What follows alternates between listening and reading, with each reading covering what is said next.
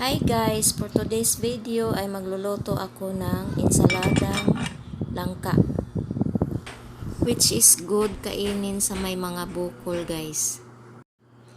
At napakasimpleng gawin lang. Ang mga ingredients niya ay kamatis, luya, sibuyas bombay, siling labuyo, gata, langka, asin, bitsin at vinegar.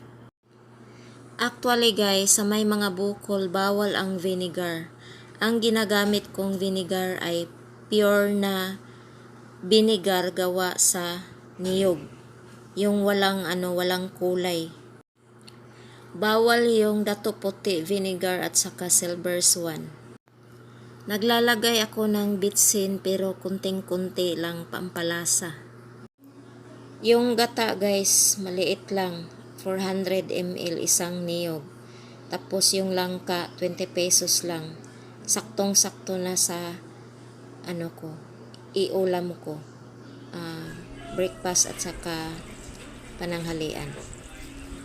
Alam nyo guys, pag ang kinakain natin ay puro healthy, nakakatulong talaga lalo na sa may mga bukol.